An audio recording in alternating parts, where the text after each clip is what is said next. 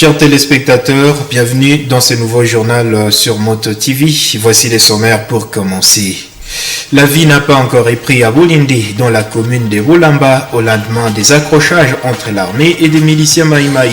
Des habitants hésitent de regagner leur domicile, craignant une éventuelle reprise d'affrontement.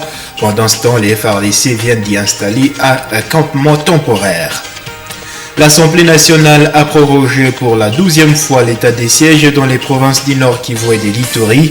Cette prorogation s'est faite sans les élus du Nord Kivu et de l'Ituri qui exigent la mise en place d'un plan de sortie de ces situations d'exception. Mesdames et messieurs, installez-vous confortablement, tout de suite l'intégralité de ce journal. Voici donc l'intégralité de votre journal, mesdames et messieurs. Au lendemain des affrontements entre des forces de sécurité et des miliciens Maïmaï, la vie tarde à reprendre à Bulindi, au quartier Mukalangirwa, dans la municipalité de Bulamba. Des habitants des habitations sont encore désertes. Leurs occupants, les ayant quittés vers des entités plus ou moins sécurisées de la ville. Les quelques personnes visibles ici sont venues s'imprégner de l'évolution de la situation dans ces quartiers où des FARDC viennent d'établir un camp temporaire. C'est un constat de Samuel Wayinda et Delphin Weya.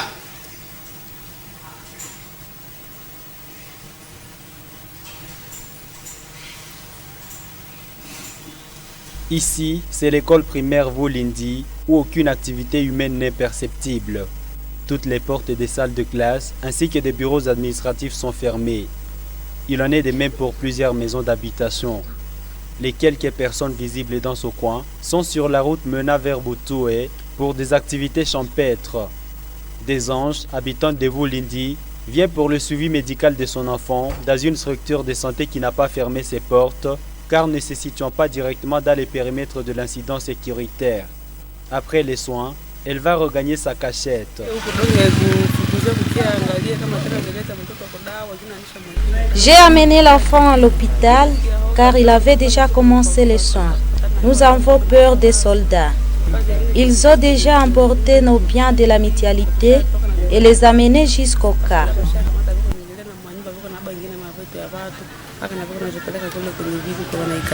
Loin de là, Adoni Moussoubao est venu s'imprégner de la situation, étant donné que des cas de cambriolage sont signalés dans les habitations abandonnées.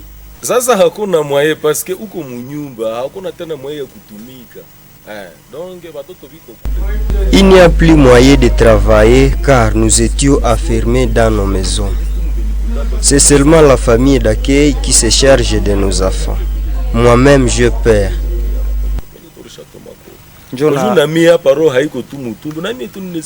Pour rassurer les habitants qui ont fui leur domicile, les forces loyalistes se sont installées dans la cellule Kavalé, non loin de Bulindi, au quartier Mukalangirwa. Restons dans les chapitres sécurité. Deux cas de cambriolage ont été signalés la nuit de mercredi à ce jeudi 18 novembre, consécutivement en cellule vétérinaire du quartier Biondi et en cellule Katia du quartier Wutete.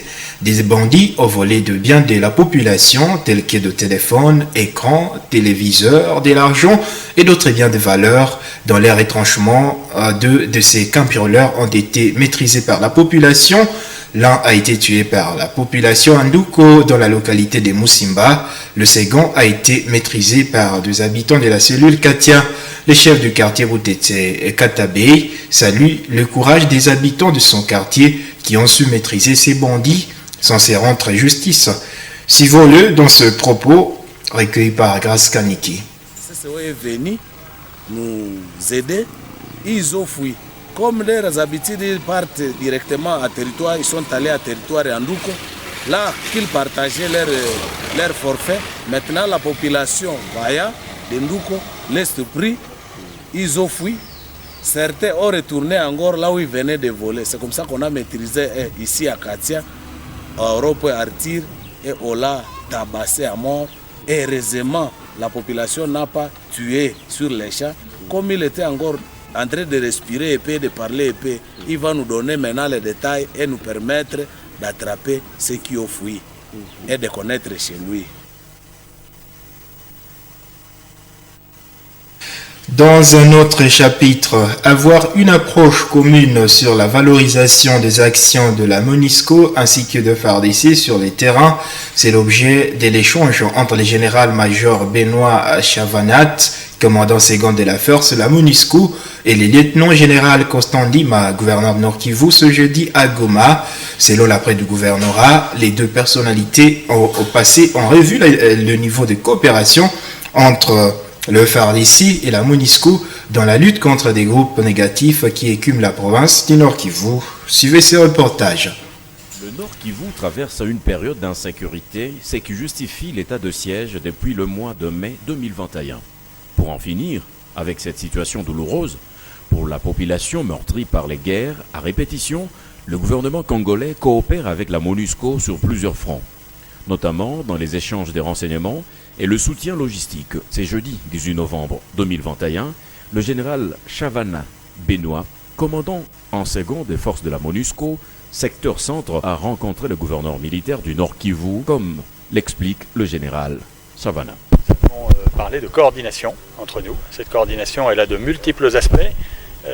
Évidemment, les échanges d'informations, la coordination sur le renseignement, le soutien en matière politique et évidemment l'information, le partage d'informations, la nécessité d'avoir une approche commune sur la valorisation de nos actions, de manière à gagner la confiance de la population qui est évidemment l'objet de multiples harcèlements, attaques, sollicitations.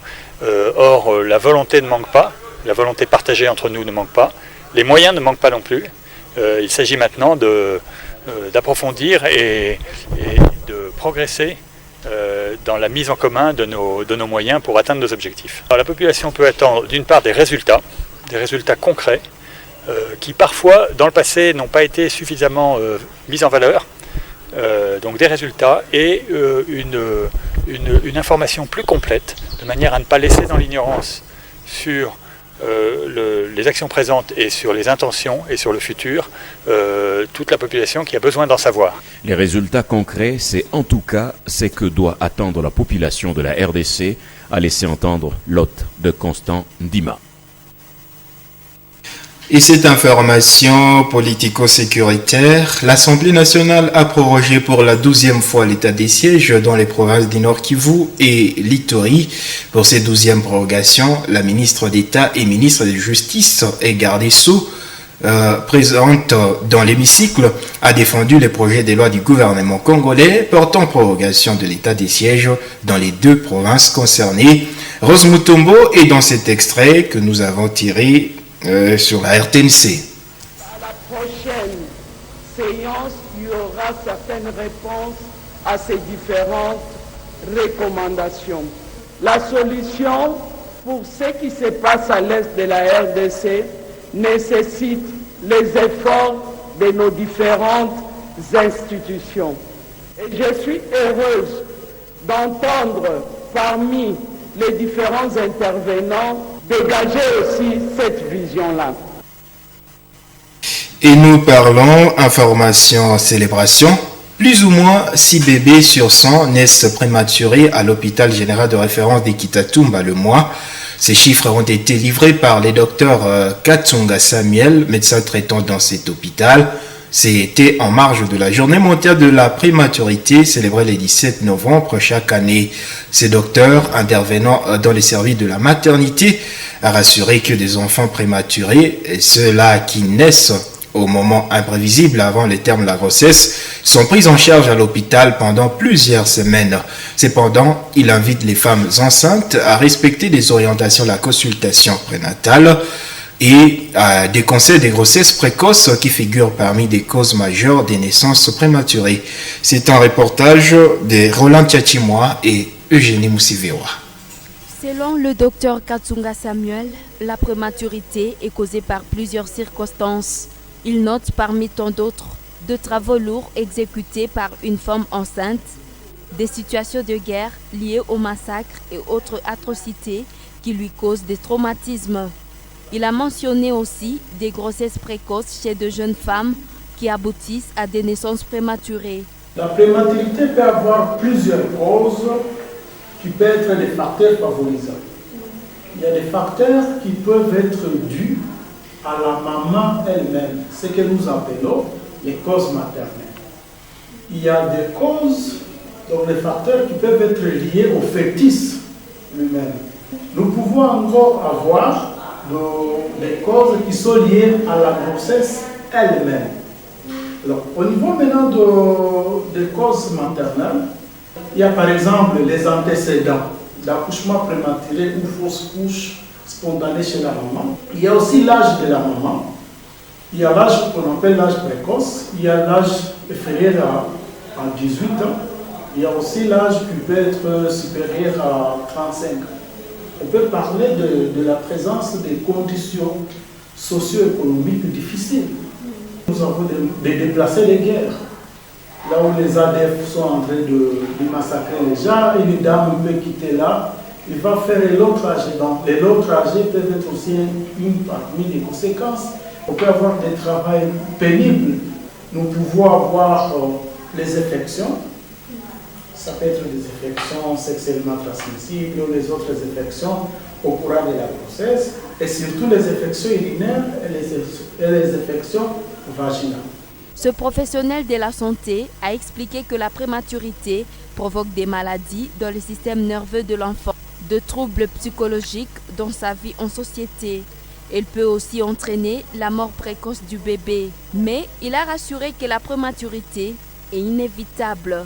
Pour ce faire, le docteur Katsunga Samuel invite des femmes enceintes à intérioriser des enseignements de la consultation prénatale et lance un appel à la sensibilisation communautaire de jeunes contre de grossesses précoces pour prévenir la prématurité. La première résolution, c'est la sensibilisation de la population sous forme de la sensibilisation communautaire, que nos jeunes filles âgées moins de 18 ans qui ne puissent pas être enceintes.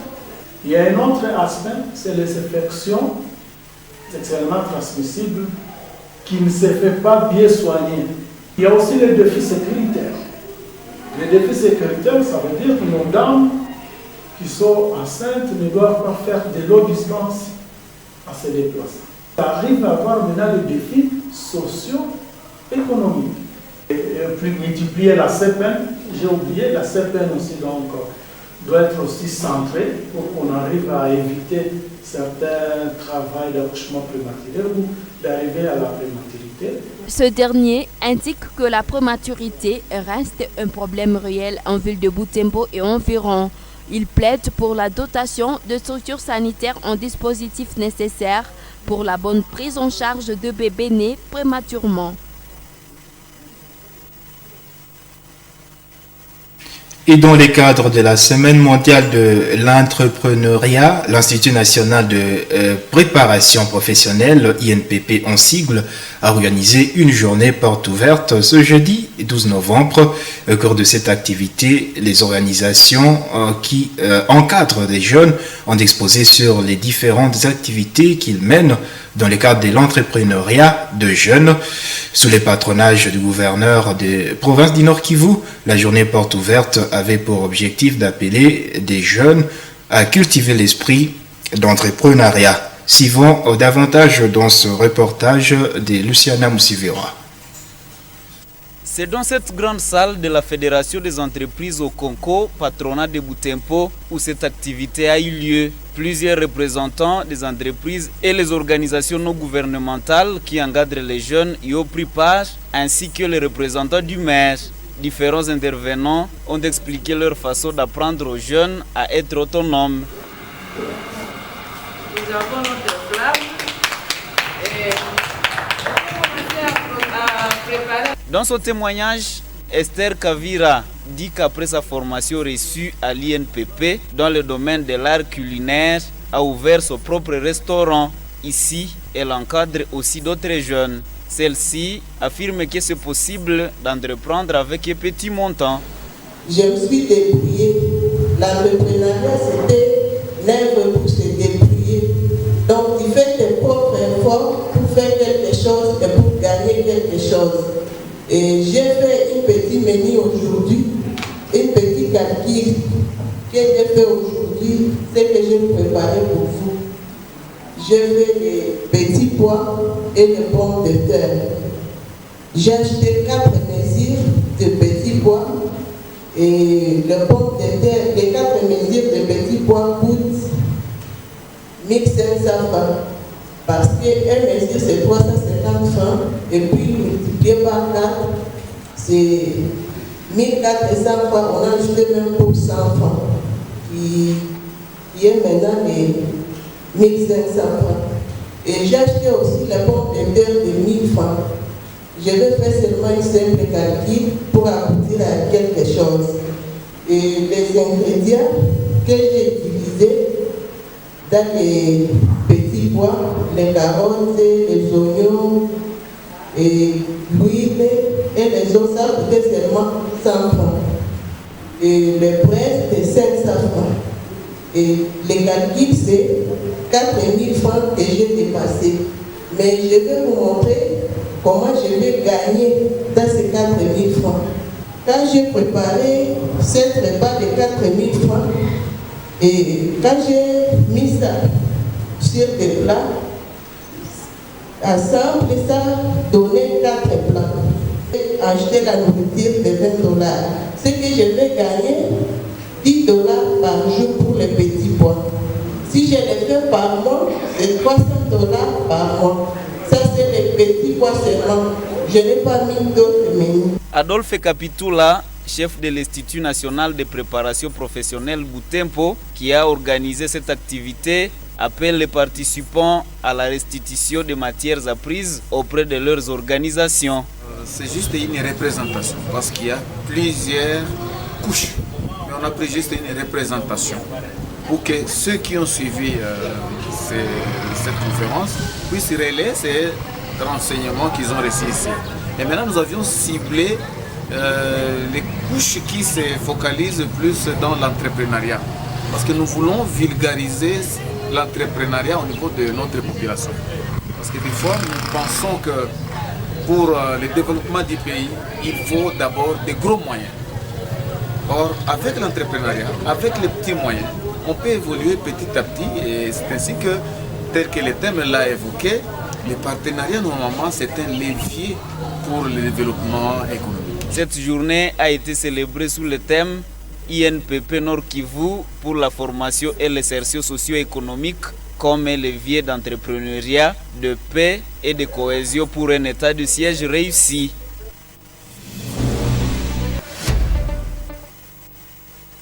Nous sommes en sport maintenant. L'OC Butembo Sport, club de la première division du championnat urbain de la première division, décide de se retirer du championnat. Après 4 journées, le club se voit dans l'incapacité de poursuivre la compétition pour des raisons financières. Le club dit Chalalile a signifié son désengagement dans une correspondance adressée à l'antenne urbaine de football de Butembo. Le club qui a avoué avoir voulu poursuivre cette campagne a signalé une faiblesse énorme dans sa caisse, une difficulté due à la désertion de plusieurs membres du comité du club, comme l'a martelé les communiqués. En cas de l'amélioration de la situation financière, le club pourrait rallier le championnat de la saison prochaine, lit-on dans ce communiqué. Mesdames et messieurs, c'est par là que se termine ce journal. Merci infiniment à vous toutes et à vous tous de l'avoir suivi.